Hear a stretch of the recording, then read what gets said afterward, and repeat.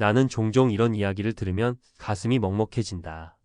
33년간 대기업 임원으로 살면서 가족을 먹여 살렸는데 퇴직하고 나니 통장에 남은 돈을 보고 눈물이 나더라.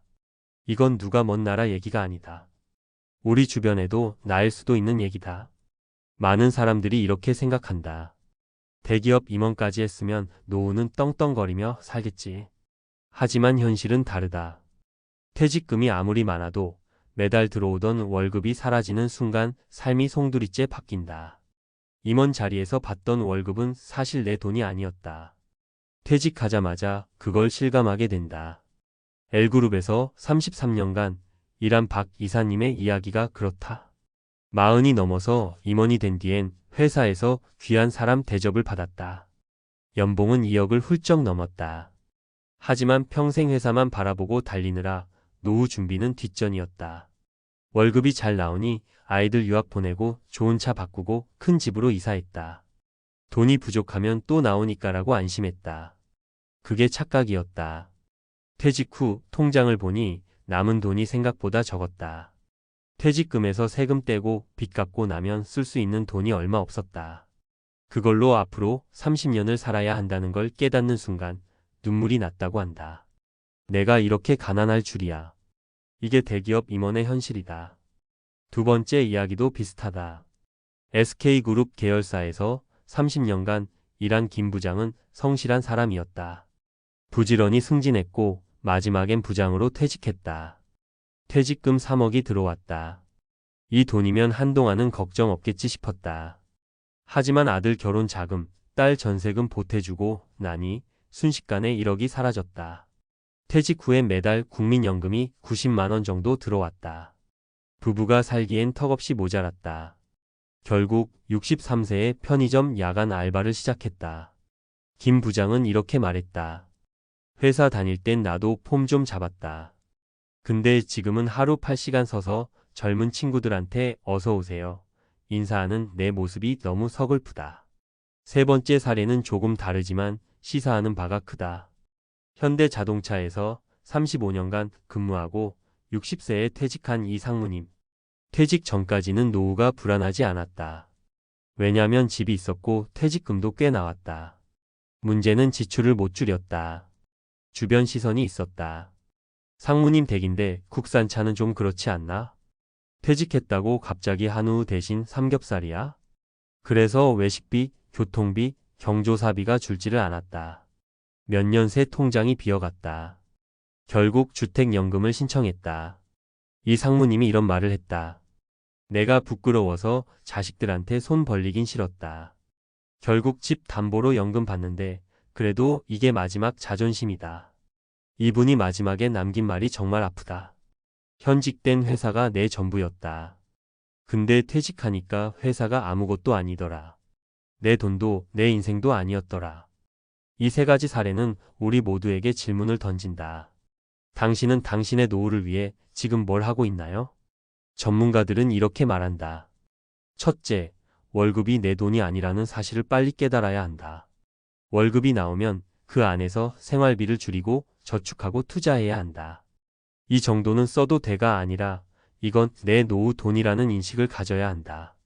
둘째, 퇴직금을 목돈이 아니라 소득으로 바꿀 계획을 세워야 한다. 많은 사람들이 퇴직금이 들어오면 큰 돈이 생긴 것처럼 느낀다. 하지만 앞으로 2030년을 나눴으면 한 달에 10만 200만 원밖에 안 된다. 퇴직금으로 월세 수익을 내거나 안정적인 배당주 투자 혹은 공사연금 추납 등을 고려해야 한다. 목돈을 그대로 놔두면 생각보다 빨리 바닥난다. 셋째, 지출을 줄이는 연습을 지금부터 해야 한다. 현직 때는 외식도 자유롭고 옷도 좋은 거 입고 차도 좋은 거 탄다. 그런데 그 수준을 유지하려 하면 무조건 망한다. 퇴직 후 지출은 줄어드는 게 아니라 오히려 늘 수 있다. 병원비, 약값, 손주 돌봄 비용 같은 예상 못한 지출이 생긴다. 현직 때부터 소비 습관을 낮춰야 한다.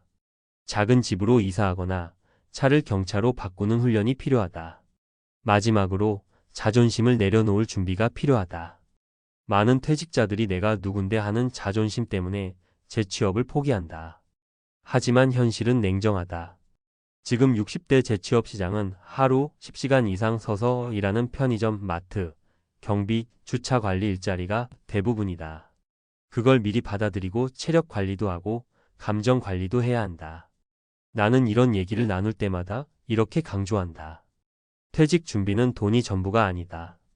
내가 어떤 삶을 살 건지, 어떻게 내 소비를 조절할 건지, 내 자존심을 어떻게 다스릴 건지가 핵심이다. 많은 사람들이 퇴직 후 통장 잔고 보고 울었다는 이야기에 고개를 끄덕인다. 왜냐하면 누구나 그럴 수 있기 때문이다. 그런데 미리 준비한 사람은 통장을 보고 울지 않는다. 오히려 웃는다. 내가 준비 잘했네. 그 차이는 결국 지금의 나의 선택에 달려 있다. 혹시 지금도 나는 대기업 다니니까 괜찮아. 난 임원이라 문제없어라고 생각하시는 분이 있다면 오늘 이 글을 계기로 한 번만 더 냉정하게 내 통장, 내 소비 습관, 내 투자 계획을 살펴보길 권한다. 앞서 이야기한 박 이사님도, 김 부장님도, 이 상무님도 퇴직 전에는 이렇게 말했다. 나는 괜찮을 거야. 하지만 그 착각이 통장을 보고 울게 만든다. 여러분은 울지 않았으면 좋겠다. 그러려면 지금부터라도 준비하면 된다. 지금이 가장 빠른 시간이다. 앞서 이야기한 현실적인 사례를 기반으로 이번엔 전문가적인 시각으로 한층 더 구체적이고 실용적인 조언을 이어가 볼게요. 여러분이 실제로 활용할 수 있는 구체적 사례, 수치, 팁, 주의사항을 담아 최대한 내 이야기처럼 쉽게 풀어보겠습니다. 많은 분들이 이렇게 물어봅니다. 그래서 구체적으로 뭘 준비해야 해요? 나는 지금이라도 할 수 있는 게 뭐가 있죠? 좋습니다. 하나씩 차근차근 얘기해보죠. 1. 퇴직금을 소득으로 바꾸는 설계법. 가장 많이 하는 실수가 퇴직금 들어오면 한동안은 괜찮겠지라는 생각이에요. 예를 들어 3억을 받았다고 칩시다. 와, 큰돈 같죠? 하지만 30년을 산다고 나누면 연 1천만 원. 한 달에 80만 원 수준이에요. 그래서 퇴직금은 쓰는 돈이 아니라 굴리는 돈으로 설계해야 합니다. 월세, 부동산, 수도권이라도 1억 1.5억이면 관리비 저렴한 빌라 전세를 월세로 전환할 수 있어요. 월세 4,050만 원 정도 수입이 가능하죠. 두 채면 8만 100만 원. 물론 지역, 관리 상태, 공실 리스크는 꼭 따져야 합니다. 배당주 투자, 안정적 고배당 ETF나 우량 주식으로 연 5% 수익률 목표. 1억 원이면 세후 연 400만 원 이상 현금 흐름 가능. 즉시연금 보험사 즉시연금도 있지만 금리가 낮아 고민해야 합니다. 최근 금리 상승으로 조건은 조금 나아졌으나 중도 해지가 어려운 게 단점. 주요 포인트는 내가 매달 쓸 돈이 어디서 나오는지 설계하는 것이에요. 퇴직금으로 3년 여행하다가 돈 다 쓰면 끝입니다. 목돈은 생활비를 만들어주는 기계로 바꿔야 합니다. 이 국민연금 전략 추납과 연기 수령. 많이들 놓치는 게 국민연금이에요. 퇴직 후 갑자기 생활비 줄이는 게 가장 힘든데 그때 국민연금이 버팀목이 됩니다. 그런데도 준비를 소홀히 하죠. 추납 과거 보험료를 못 낸 기간이 있으면 최대 10년치까지 한 번에 납부 가능. 국민연금 수령액을 한 달에 1,020만 원까지 늘릴 수 있어요. 연기 수령, 국민연금 수령을 늦추면 1년당 7.2%씩 최대 5년간 36% 증가. 예를 들어 65세에 100만 원 받기로 돼 있으면 70세부터는 136만 원 받는 시기죠. 국민연금공단 가서 내 연금 예상액 조회해 보세요. 진짜 구체적인 숫자가 나옵니다. 많은 분들이 이걸 확인조차 안 하고 연금이 적어서 못 살아라고 말합니다. 한 번이라도 진지하게 시뮬레이션을 해보고 전략을 짜야 해요. 3. 생활비 구조 조정 연습. 은퇴 후 진짜 어려운 게 소비 줄이기입니다. 많은 임원 부장님들이 내가 누군데 하는 자존심 때문에 소비 수준을 못 낮춥니다. 실제 상담 사례에서 이런 경우 많아요. 퇴직 전 월 500만 원 쓰던 가정이 퇴직 후에도 그대로 쓰는 경우. 골프, 외식, 경조사, 차량 유지비를 못 줄임. 자녀 용돈, 결혼 비용, 손주 돌봄 비용이 예상보다 큼. 그래서 현직 시절부터 시뮬레이션이 필요합니다. 우리 집이 한 달에 250만 원으로 살 수 있는가? 이 연습을 해봐야 해요. 그냥 말로만 줄이면 되겠지 하면 절대 안 줄어듭니다. 팁. 외식 횟수 절반으로 줄이기. 차량을 경차 중고차로 교체. 넓은 집을 전세나 작은 집으로 옮겨 관리비 난방비 줄이기. 통신비 보험료 재설계. 이런 사소한 거 하나하나가 매달 3,050만 원씩 차이를 만듭니다. 퇴직 후엔 이 50만 원이 생존을 가릅니다. 사내 자존심의 가격은 얼마인가 질문하기. 많은 임원, 부장님들이 퇴직 후 가장 힘들어하는 게 재취업이에요. 왜냐하면 현직 때의 지위와 조건을 잊지 못합니다. 내가 이런 일까지 해야 하나? 그런데 가족을 먹여 살리려면 자존심을 내려놔야 합니다. 60대의 재취업 시장은 솔직히 말하면 노동 강도 높고 임금은 적은 일자리 중심이에요. 편의점, 마트, 경비, 주차, 청소. 이게 현실입니다. 그래서 체력 관리를 미리 해야 하고 마음가짐을 다잡아야 합니다. 실제 은퇴 상담에서 권하는 방법은 퇴직 전부터 체중 관리하고 운동 루틴 만들기, 스트레스 해소법을 찾기, 취미, 명상, 친구 모임, 자존심을 스스로 정의해보기. 가족을 위한 노동을 부끄러워할 이유가 있나?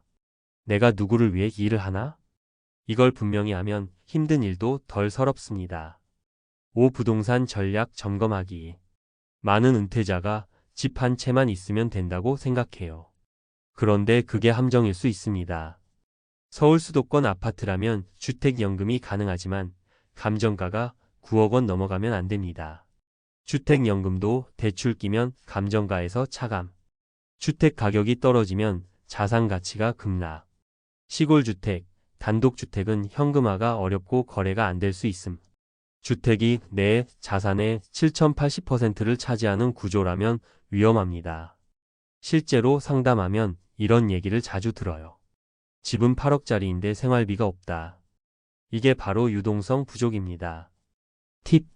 집값이 높은데 현금이 없으면 일부 매각해 작은 집으로 다운사이즈. 주택연금 검토. 임대 수익 부동산 분산 투자 고려. 6. 배우자와의 대화가 필수. 많이들 혼자 고민하고 결정합니다. 그러다 부부 갈등이 커져요. 남편은 알뜰하게 살자고 하는데 아내는 소비를 줄이기 싫어함. 자식 문제, 결혼 자금, 손주 돌봄 문제로 갈등. 퇴직 전에 반드시 부부가 앉아서 이야기해야 합니다. 우리 한 달에 얼마로 살까? 퇴직금은 어떻게 쓸까? 자녀 지원은 어디까지 할까? 서로 입장이 달라요. 서로 말 안 하면 싸움만 납니다. 대화가 진짜 중요합니다. 마무리로 한 가지 강조하고 싶어요. 퇴직 후에야 내 돈을 배우지 말고 지금부터 배워야 한다는 겁니다. 많은 임원, 부장님들이 회사에서 똑똑하고 전략적이었지만 자기 노후 준비는 감정적으로 했습니다. 이 정도면 되겠지. 그게 가장 큰 함정입니다. 오늘이라도 엑셀 열어서 내 자산 현황, 월 예상 지출, 국민연금 예상 수령액, 추가 소득 계획, 지출 줄일 수 있는 항목. 이걸 하나하나 적어보세요. 숫자로 보면 현실이 보입니다. 현실을 보면 전략이 나옵니다. 전략이 있으면 두렵지 않습니다. 퇴직 후 통장 잔고 보고 울지 않으려면 오늘부터 냉정해지는 수밖에 없습니다. 그게 가족을 위한 진짜 사랑이자 책임이라고 생각합니다. 여러분도 꼭 한번 오늘부터 해보세요.